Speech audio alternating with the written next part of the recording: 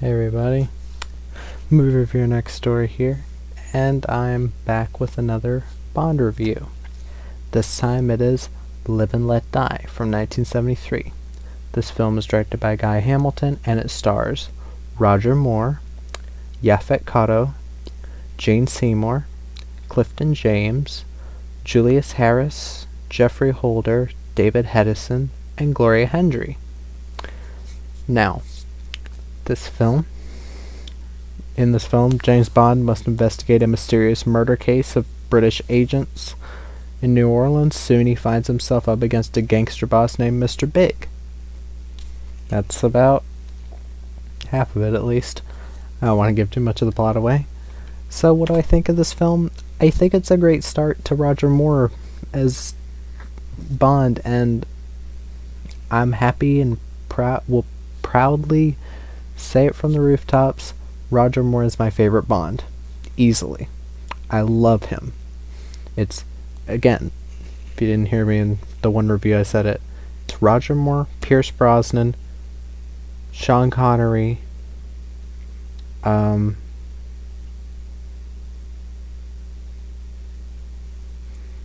freaking whatever. You know what I mean. Roger Moore's my favorite, and even though I don't think he's at top form yet, I do think he gets to top form in Spy Who Loved Me.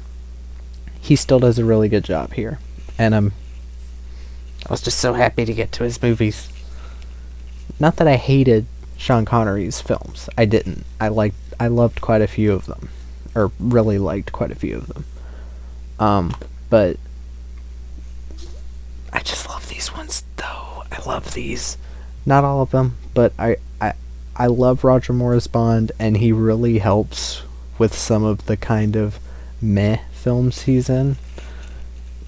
Just with his presence. Like, I don't think he's bad in a single one of these films, other than Man with the Golden Gun, but he wasn't bad. I just feel like he wasn't given, like, they didn't play to his strengths. They tried to make him too straight edge, and it didn't work. And I don't remember really liking Golden Gun. But still, we get to the cast. Roger Moore, again, he was great as Bond. I really like him as an actor, and I've always liked him as Bond. And yeah, he's got that charm, the sexiness. He's really good looking in the film. He doesn't look 45 at all. I'm pretty sure he's 45 or something like that. Because by View to a Kill, I think he's 57. And in A View to a Kill, he looked like it. Octopussy didn't. Apparently he got a facelift or something. I'll get to that when I get to it. Yaphet Kotto as Kananga, or Mr. Big. That's not a spoiler at all, that Mr. Big and Kananga are the same person. You can tell it from the first time you see them. Yaphet Kotto, I really like as a villain. I think he's an underrated villain. I just love Yaphet. I love Yaphet Kotto.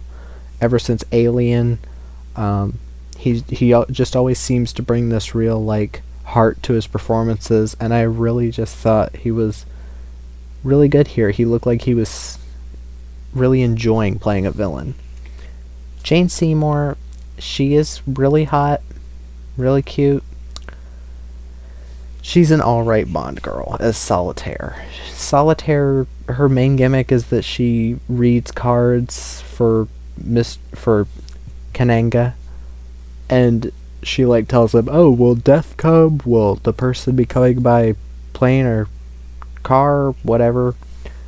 It's a gimmick.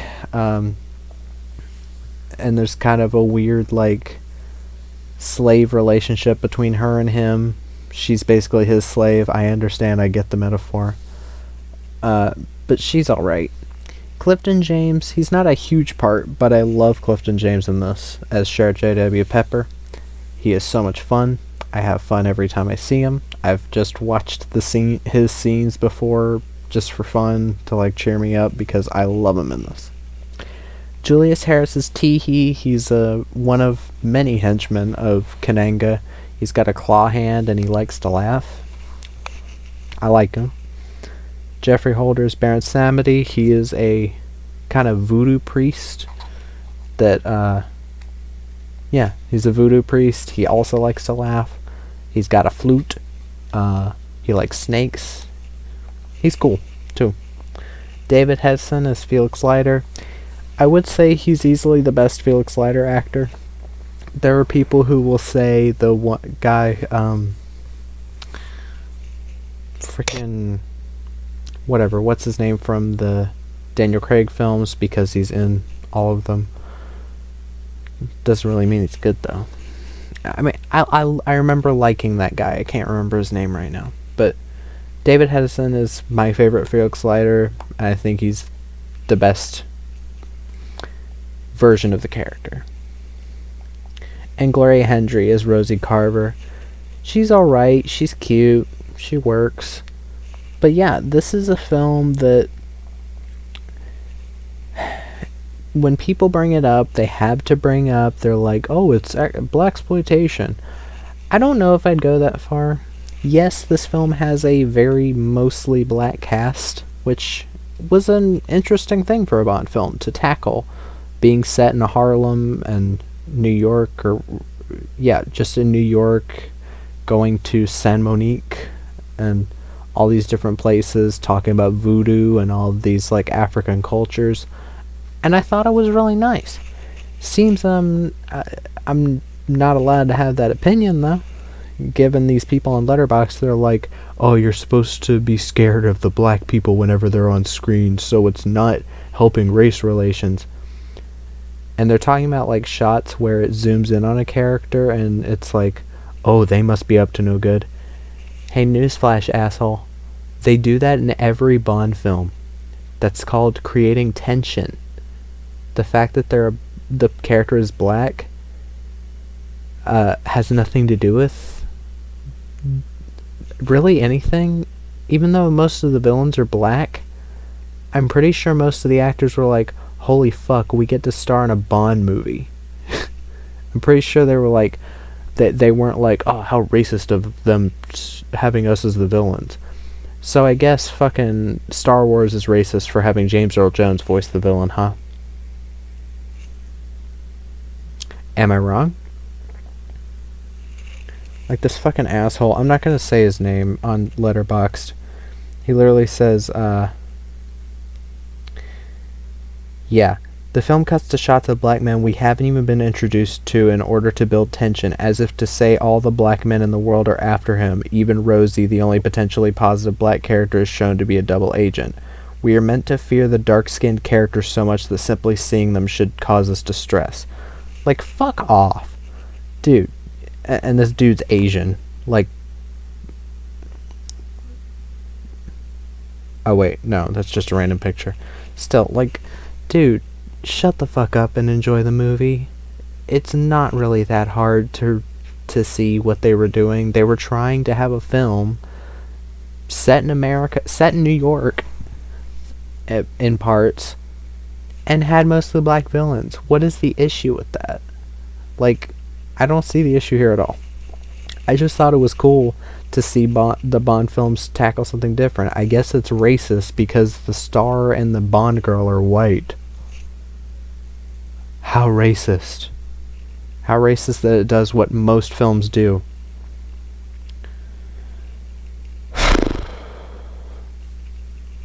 I'm going to actually try to get to my thoughts on the film. I do think it's a great film. I think it's a great Bond film. I think it... The only real thing that I'd say is... Well, I'm not going to say that it's like simple or it's like kind of been there, done that, but it kind of is. It's very much a kind of...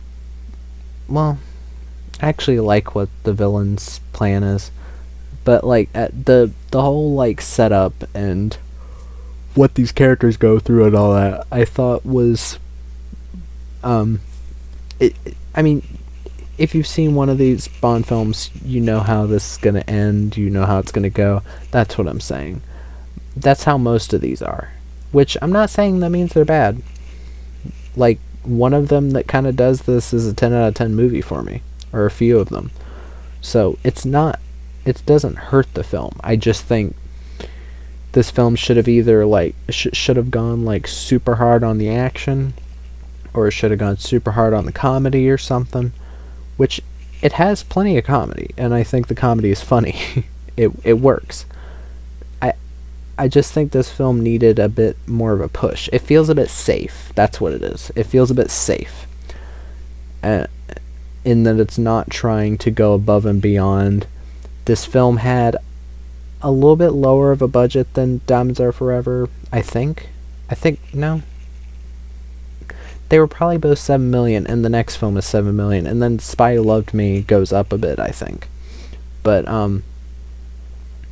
you can kind of tell that they're trying to not go for as spectacular of shit they were in, You Only Live Twice, which You Only Live Twice is still spectacular looking and spectacular action, especially for the time. I mean, like, people probably hadn't seen that big of action, as big of explosions as were in that movie. Like, damn. But yeah, this is a fun film. It's fun. It doesn't take itself way too serious. Whenever it does take itself serious, it knows when to sprinkle in the bits of comedy, which I think the Daniel Craig Casino Royale really lacked and needed more of. But I digress. They also didn't need to be as long as they were. But I guess somebody disagrees with me because people fucking loved No Time to Die, and that was nearly 3 hours. Oof. Not looking forward to that, really. But yeah, I think I think it's a good film. I hate to be like this, but there's not a lot terrible I can say about the film. If anything, there was one thing that I kind of was a bit confused about. Now, the scene where Bond ends up sleeping with Solitaire. Now, maybe if people have seen the film, they can help me with this, or if you at least remember this. The scene where he sleeps with Solitaire, where before she was shown to be a priestess, she had like a priestess card, and then he was the Joker or the Jester, or Fool. That's what it was, Fool. And then he said, "May you tell my destiny," and then he picks a card, and it says lovers, showing that they will get together. Which, I mean, everybody sees it coming. And then later, she pulls a lover's card again from his deck, and it shows that he has a stacked hand, like all lovers cards. Now, I've heard people say this as if he raped her, but in this world, the cards actually work, and they're actually magic, and they can transform into whatever she needs. So I'm guessing we're supposed to assume that the cards all turned into that? Even though he says that it was stacked in his favor, but she seems fine with it. I don't know. It's a weird thing. I'm probably dwelling on it too much. I'm not saying he raped her. I'm just very confused about it. And I mean, it's not like magic or voodoo would be the weirdest thing that the Bond series has done. But yeah. That's about all I have to say about it. I guess I'll get to the pros and cons. The pros, Roger Moore, Yaphet Kotto, Clifton James, Julius Harris, Jeffrey Holder, David Hedison, Gloria Hendry, all do great jobs. I think this is a really great cast. I'm not just saying that because it's a black cast. I'm glad that they didn't just be like, oh, pick a random black actor and they end up being terrible just to have black actors in the film.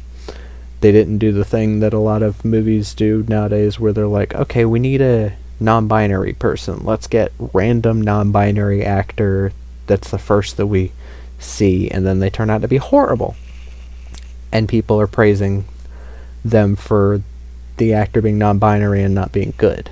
Not that they're good, but I'm glad this film didn't do that stupid shit. The score from John Barry, pretty good. it works for the film. I forgot to talk about the title sequence, but I think the title sequence is fine. It is a bit bland. I think they get better from Spy Who Loved Me onward. And the theme song, Live and Let Die, by Paul and Linda McCartney, sung by Paul McCartney and the Wings, I forgot which way it's said. I love that song. I think this is easily one of the best Bond theme songs. I know there are people who will disagree with me and say, oh, Skyfall is better. Oh, Writings on the Wall is better. Writings on the Wall is a shit song. I'm sorry to tell you. It's a piece of shit song. It's awful. And it doesn't fit Bond. This song fucking fits Bond. Set design, at parts, it's fine. It feels a bit off in this film. Other than the underground layer, the underground layer is cool, but I can't really think of much else set design wise.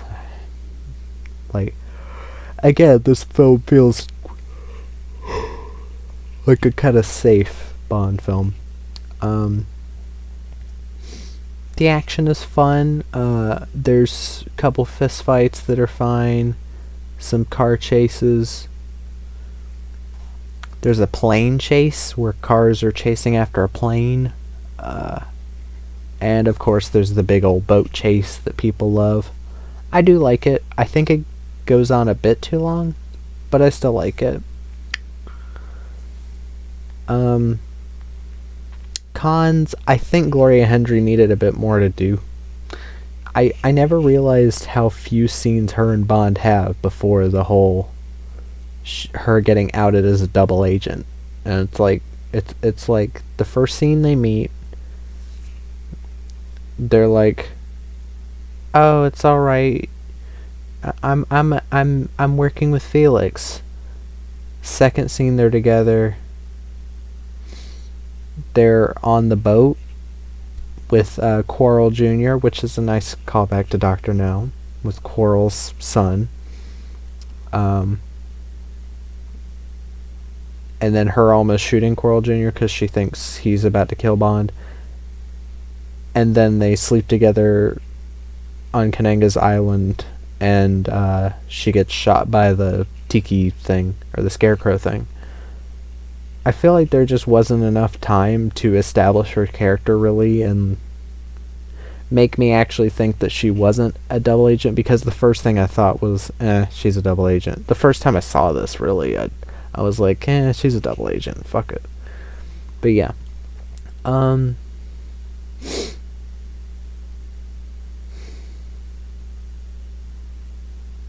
Again, I think Roger Moore, while he does have quite a few comedic moments, I do think they're still, they don't know how to play to his strengths yet in this film, because they're still kind of writing it as if it's a Sean Connery film, which I can understand, but it does show a bit.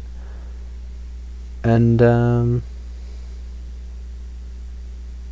again, I think Solitaire needed a bit of beefing up character-wise, a bit more setup, something. But yeah, all in all, I think this is a pretty great Bond film, and I don't have a ton of problems with it. It's just that it's kind of vanilla. That's kind of what I think about Dr. No as well. It's that I understand that people will say, oh, Dr. No's the best, which I just don't see it.